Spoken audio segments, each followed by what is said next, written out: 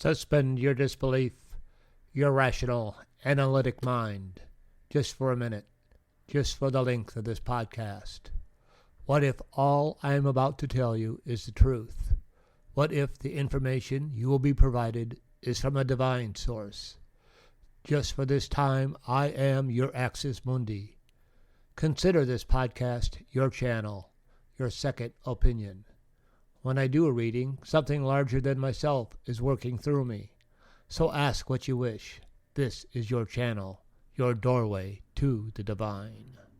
Welcome to John's Tarot. Welcome to you from wherever in the world you may be listening to this series.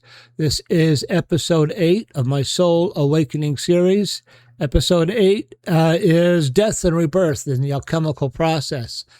If you are new to this channel, let me tell you that I don't produce content to entertain the masses. I'm here to walk with the willing. And this will kind of start wrapping up. This is episode 8. I'm only going to go to episode 10 in this series. I've had phase 1, beginning of the journey, both episodes 1 to 3. Phase 2, Descent into the Depths, where we talked about shadow work, persona work, and the animus and the anima. And this has been about, phase 3 has been about spiritual transformation. I've talked about synchronicities and death, rebirth, and the alchemical process, which is today.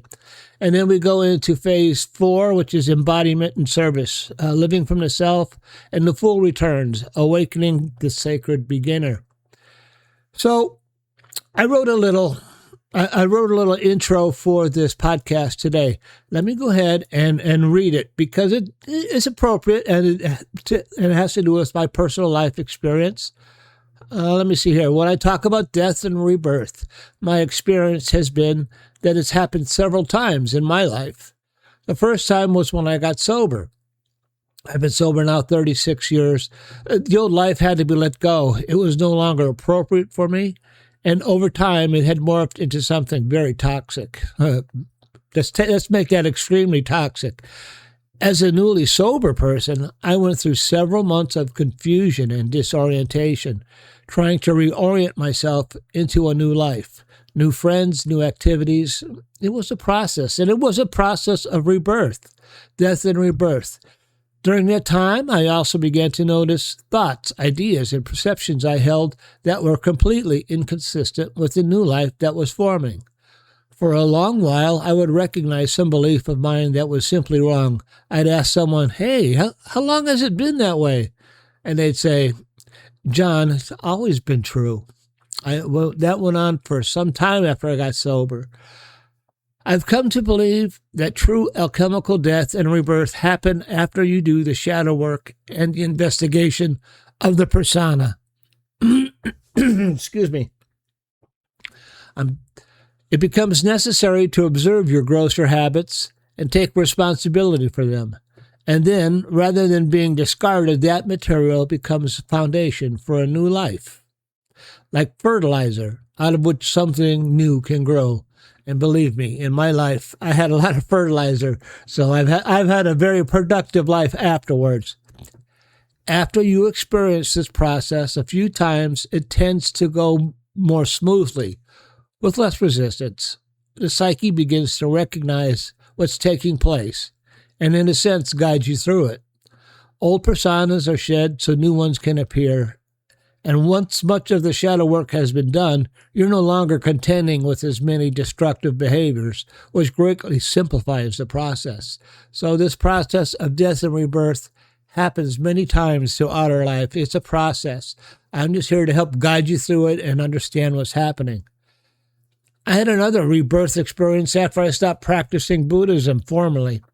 I found myself actively searching for new concepts. And I realized I no longer had a clear understanding of a higher power. All I could do was say the serenity prayer and wait. That was a deeply uncomfortable period, and it lasted for several months. Then during a solo backpacking trip into the High Sierra, I had a very profound experience, one that gave me a clear sense of a higher power, along with a basic philosophy for living. I learned what truly brought me happiness and what reliably led to unhappiness. And that wasn't something I could have forced. It only arrived after I made enough space for it in my life. So that is my intro into Death and Rebirth. And I prepared a video for you this week. And let's take a look at it. And then afterward, I'll do a little tarot reading and we'll examine this concept more deeply. Okay. I hope you enjoy the video. Episode 8, Death and Rebirth, The Alchemical Heart of Transformation, from John's Tarot Soul Awakening series. Welcome to John's Tarot. Today we arrive at one of the most misunderstood and most necessary stages of the inner journey, death and rebirth. This is not about physical death, it's about psychological death, the ending of an identity, a belief, a role, or a way of being that no longer serves the self. In Jungian psychology, transformation always requires something to end. There is no rebirth without loss, no renewal without surrender. What death really means. Psychological death occurs when the ego can no longer maintain its old structure. It often arrives as loss of meaning, collapse of certainty, disillusionment, grief, identity confusion, exhaustion from holding together what no longer fits. This stage is frightening because the ego interprets it as failure. But from the perspective of the self, it is necessary preparation. Jung understood this as Negrido, the darkening phase of alchemy. Why we resist this stage. We resist death because the ego's job is survival. It clings to roles, beliefs, identities, stories, certainty. But what once protected us can eventually imprison us. When resistance is strong, this stage feels prolonged and painful. When surrender becomes possible, the progress begins to move. Death in the Tarot. The Tarot speaks about this stage with honesty and compassion. Key archetypal cards are Death, an ending that clears the ground for renewal. The Tower, collapse of false structures. The Hangman, surrender, reversal, waiting. Judgment, awakening, calling, rebirth. Temperance, integration after transformation.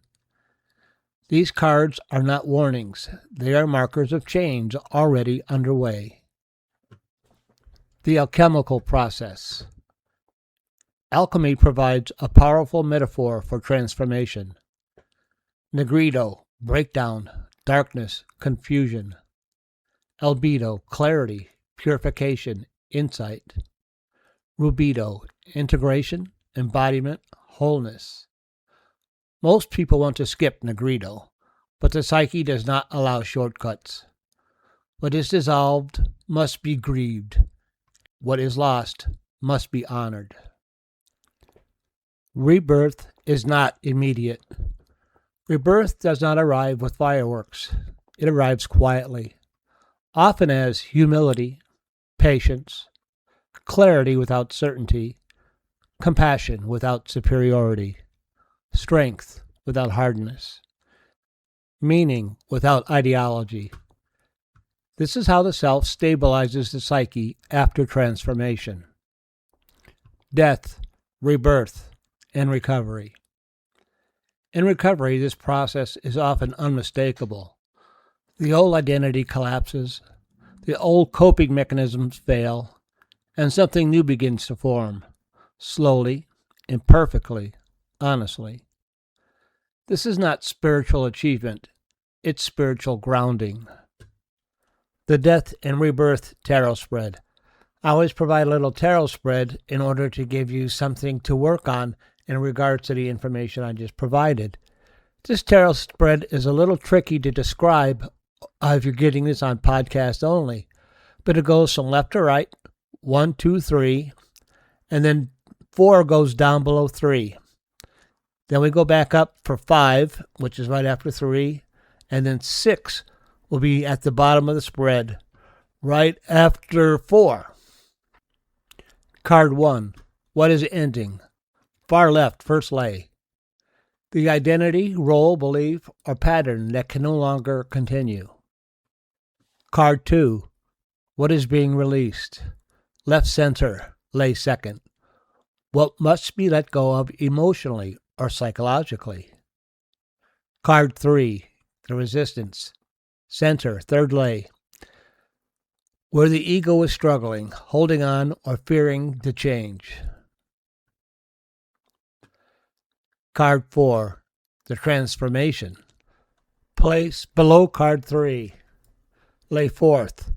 What is happening beneath conscious awareness while things feel uncertain or unresolved? This card represents the work of the self, not the ego. Card 5. New orientation. All the way up, back up to the line, right. Lay fifth.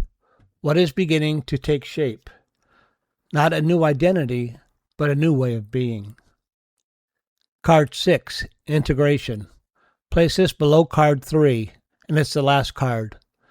How to live this transition gently, responsibly, and grounded in daily life. This card prevents inflation and anchors rebirth.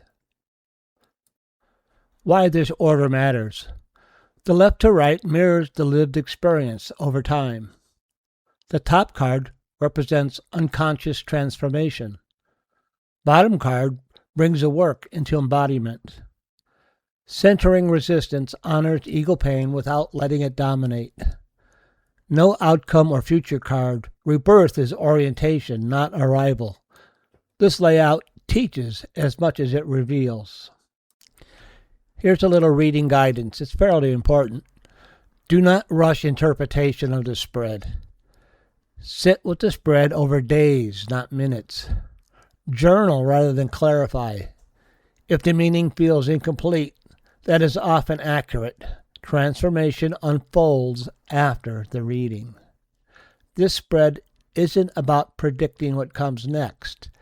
It's about staying present while something real is ending and something new is quietly forming. Living beyond the old self. Death and rebirth are not events, they are processes. When we stop fighting this stage, we discover something important. We are not being destroyed, we are being reformed. This is the quiet work of individuation, and it unfolds not through force, but through truth. Well, I hope you enjoyed my little video on death and rebirth. And now we're going to do a little tarot spread on that. And I'll give you a live reading on how that tarot spread works and how that can be activated in your life. My ability to read tarot is a gift, an expression of divine love, and I'm here to share it with you in that same spirit.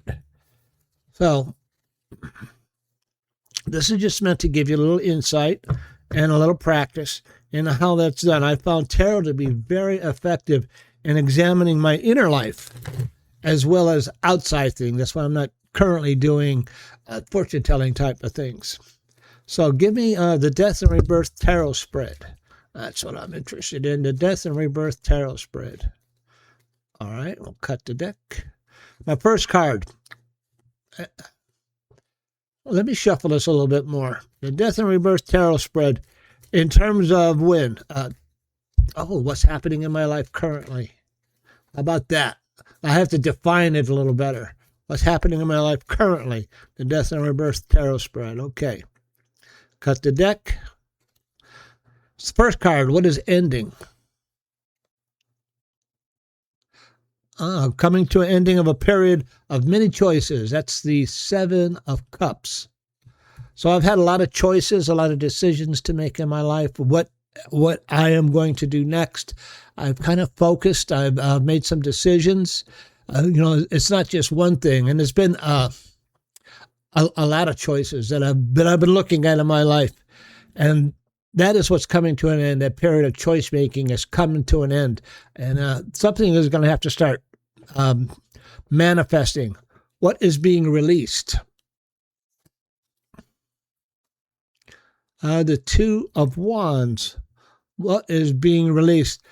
I've had what is being released? I've had some ideas. One of some of my ideas was the idea of the John's Tarot as we Soul Awakening series. And I am in a period now where it's coming to fruition. It's coming to completion. And I have to release the concept of, I need to work on this. I need to complete this project. I got 2 more episodes, and that is what needs to be released. It's been a very intense period for me because I've had to do this work here, and I've had to do my hospital work. I still work as a ICU nurse, and I still am a full-time husband and a head of a family. And it's been challenging getting it all done, and that has to be released. So I'm no longer so heavily focused on that particular issue, on the creative portion of what I've been doing. The resistance, what my ego has been struggling with. That's the Two of Cups. What has my ego been struggling with? Well, making a choice. That is somebody making a choice. Ego has been struggling with receiving information. Usually when I see this card, it has to do with, this is the conscious, the subconscious, and then the higher conscious. We'll say that. And the higher conscious communicates us through the subconscious. The subconscious then communicates with the conscious. And that is what I present to you here. And I've been kind of struggling with the resistance has been, along with this series, has been lessened. I am a much more open channel to what is going on and what the higher power and the universe would have me do. And I dropped that resistance. The transformation. That is card 4. The Queen of Swords. So the Queen of Swords is somebody, in this transformation for me, the Queen of Swords is always a card that deals with having to do it yourself. Don't expect outside help. Don't expect people from outside to help you make this transformation. I've had to do all the work. And the Queen of Swords is also somebody who's very productive, truth-oriented, and very organized in their thinking. And that is how it has been transformed in me. And then the new orientation, what is taking shape? That should be interesting. The Empress. That Empress is a card of, how do I say this? It's a card of bounty, of fullness. In a pregnant belly, she carries the beginning of new ideas and new concepts. And that's funny it should appear like this because the new orientation, what is beginning to take shape? Something new, something plentiful, something with a lot of potential, and she carries it in her pregnant belly. It's kind of interesting the way that comes out like that. And the integration, how do I live in this new transition? And that is that's a very good answer, the 4 of Pentacles. So in the 4 of Pentacles, that shows somebody who has all they need. They have everything they need in life. There's enough money, there's enough power. I've always wanted to have money. I've always wanted to have power. That's what the card indicates. And I guess everybody's also, always wanted a level of financial security. And with financial security comes the power to make more choices in your life. But it is also a card of a miser. So along with this power comes responsibility. And I have, as I move forward with the opportunities that are coming my way, I have to keep in mind that others who are in my life, so that because my decision affects my family, affects my work, affects my patients, certainly affects my wife. So I have to keep that in mind as I move forward, that my decisions, although I've been given a certain amount of power, a certain amount of security, affect other people and not make my decisions based on selfish motives, and keep other people in mind as I make my decisions. And that is how the tarot is suggesting to me that I move forward, that I've had a lot of decisions to make, that what is ending, the period of decision making is ending. What is being released right now, as what is being released is that period of that period of production of the Soul Awakening series. What is the resistance? The resistance is dropping between the superconsciousness, my subconscious, my conscious, and what's coming through to me as far as messaging. The transformation. The transformation hasn't come without work on my part. I've had to do a lot of work. But this transformation is certainly leading to a period of truth and success. And then the card 5, the new orientation. New things are coming. The new orientation, there's new things coming out from within me as well as being presented to me from the universe. It was just today I had somebody contact me about doing a interview, and I'm going to take them up on that. So we'll start doing some interviews again. And then what do I need to remember as I move forward? That I'm getting everything I need. Don't be a miser. Don't be selfish. And think about others as I continue to make my transition into a new period of life for me and John Starrell. So I am going to go ahead and wrap this up. Goodbye, Professor Marvel, and thanks a lot. Well, it was certainly my pleasure. I'm glad I was able to come out here and do this today. I am looking forward to completing this series. I have 2 more episodes of 9 and 10 to do. And it's very time consuming. I make these little videos and they last 5 to 7 minutes, but they take me 8 hours to produce it. So I'm coming to the end of that period, and I'm happy about that. If you enjoyed John's Tarot, if you enjoyed what I'm doing, why don't you go ahead and drop me an email? I'd be interested to hear from you. Also, I would be interested to hear if any of this has been impacting you in your life. So until next week. Be careful, be cool, and be kind.